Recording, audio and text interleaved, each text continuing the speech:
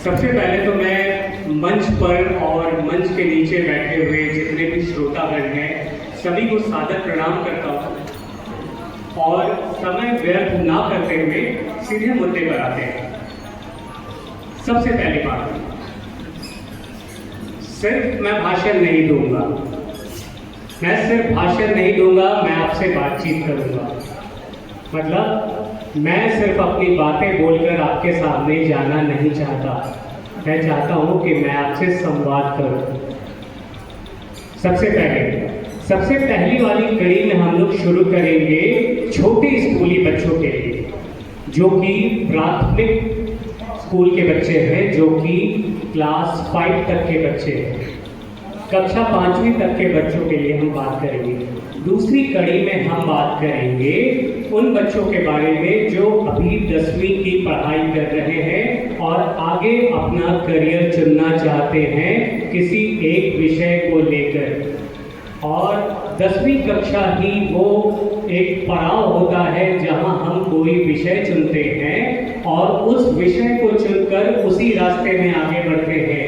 जैसे कि उदाहरण के तौर पे अगर आपको अंबिकापुर जाना है और आप रांची की सड़क पकड़ लिए हैं तो आपको अंबिकापुर पहुंचने में बहुत समस्या होगी।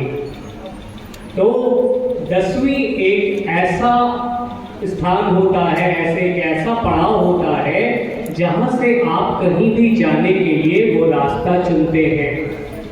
तो सबसे पहले मैं ये पूछूंगा कि कौन कौन से बच्चे अभी 9वीं 10वीं कक्षा में हैं या उनके माता पिता हैं, एक बार हाथ खड़े करेंगे। कितने सारे ऐसे हैं जिनके परिजन या किसी के घर में जो बच्चे हैं वो 10वीं कक्षा तक में हैं, ठीक है? तो उनके लिए भी एक विशेष लाइन रहेगा। अभी सबसे पहले मैं बात करता हूं ऐसे बच्चे जो अभी कक्षा 4वीं 5वीं में हैं।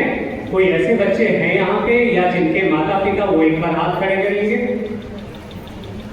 ठीक है, देखिए जितना कि मुझे जानकारी है, कक्षा 5वीं के बाद आपके पास बहुत से विकल्प हैं, बहुत सारे विकल्प होते हैं, जैसे कि जवाहर नवोदय विद्यालय, सैनिक स्कूल, बनारस हिंदू विश्वविद्यालय, मिलिट्री स्कूल, मिलिट्री कॉलेज और भी बहुत सारी सुविधाएं हैं। जैसे सरकार द्वारा बहुत सारे सरकारी योजनाएं हैं, जैसे उत्कर्ष योजना, एकलव्य स्कूल और प्रयास स्कूल। इस प्रकार के बहुत सारे विकल्प हैं हमारे पास। हम अभी सबसे पहले सबसे बेहतरीन उस सुविधा के बारे में बात करना चाहते हैं जो हमारे लिए सबसे उचित है, सबसे पास है और सबसे आसान है। ये है जवाहर नवोदय विद्यालय। जवाहर नवोदय विद्यालय हर एक जिले में है। जवाहर नवोदय विद्यालय हर एक जिले में है। हमारे जशपुर जिले में ये स्कूल कुनकुरी परिक्षेत्र में है। कौन कौन ऐसे बच्चे हैं या कौन कौन ऐसे बच्चे के माता पिता हैं जो कभी भी जवाहर नवोदय विद्यालय की परीक्षा दिए हुए हैं या देने वाले हैं? एक बार हाथ खड़े कीजिएगा, तब हम बस संवाद कर पाएंगे सीधे सीधे। चलिए, कोई दिक्कत नहीं है, बहुत कभी बच्चे हैं। जानकारी हम लोग शुरू करते हैं। जवाहर नवोदय विद्यालय की तैयारी करने के लिए हम लोगों को कक्षा 5वीं या 8वीं कक्षा में होना चाहिए। बच्चा या तो फिर कक्षा 5वीं में होना चाहिए या तो फिर कक्षा 8वीं में होना चाहिए, ठीक है? मैं कक्षा 5वीं से शुरुआत करता हूँ। कक्षा 5वीं का अगर कोई बच्चा है तो वह जवाहर नवोदय विद्यालय की परीक्षा दे सकता है। इसके लिए उम्र की सीमा है 10 से 12 साल। अगर बच्चा 10 से 12 साल का है और जशपुर जिले का निवासी है, अगर वो दूसरे जिले का निवासी है तो वो दूसरे जिले में ही देगा, और अगर वो जशपुर जिले का निवासी है तो वो जशपुर जिले के लिए दे सकता है। ये बात समझ में आई? इसके बाद हम लोग बात करते हैं उम्र जो है वो 10 से 12 साल का उम्र सीमा होना चाहिए। बच्चा उससे ज़्यादा या उससे कम नहीं होना चाहिए।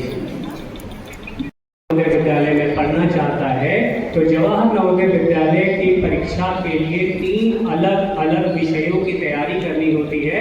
मैं हिंदी और अंग्रेजी दोनों में बताऊंगा। पहले हिंदी में बता लेता हूँ, फिर अंग्रेजी में बताऊंगा। ठीक है। सबसे पहले हम लोगों के पास विषय होता है मानसिक योग्यता, जिससे 40 प्रश्न आते हैं, पूरे 50 नंबर के। मतलब हर एक क्वेश्चन, हर एक सवाल 1.25 नंबर का होता है। कुल 50 नंबर के प्रश्न आते हैं। उसके अलावा दूसरा जो विषय है वो है गणित। गणित से 20 प्रश्न आते हैं, सभी 1.25 नंबर के, मतलब कुल मिला के 25 नंबर। आप चाहे तो वीडियो रिकॉर्ड कर सकते हैं ताकि आपको बाद में इस चीज़ को आप दोबारा सुन सकें। इसके बाद हम लोग बात करते हैं तीसरा विषय।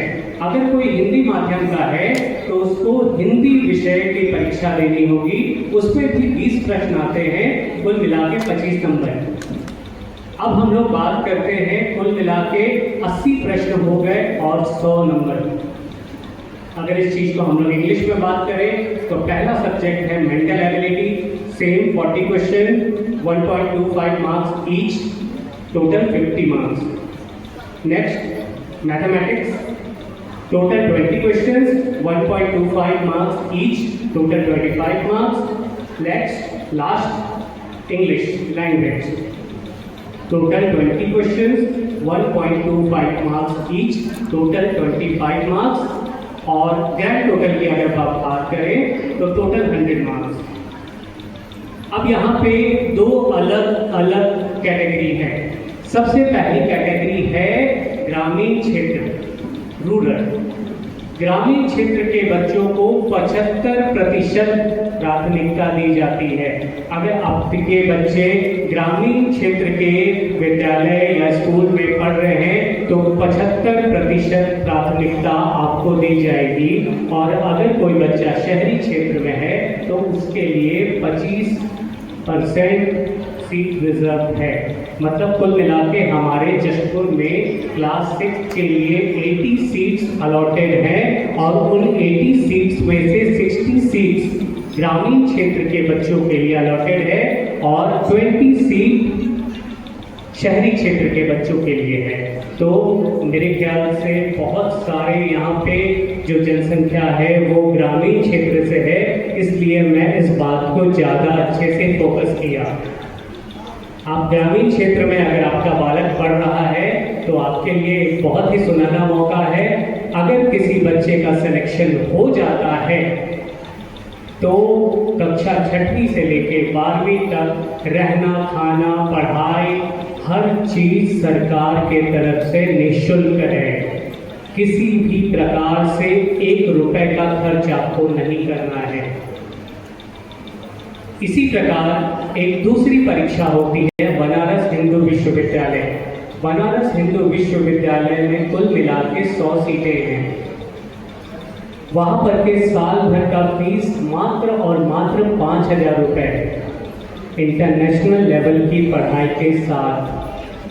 अगर हम लोग थोड़े से आगे जाना चाहें तो प्रयास विद्यालय है, एकलव्य विद्यालय है।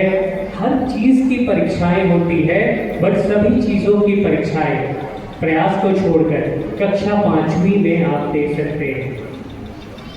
इस चीज़ के लिए कभी भी आपको आवश्यकता हो तो आप संजय सिंह से सीधे संपर्क कीजिए, वो सीधे आपको मेरे से बात करा देंगे।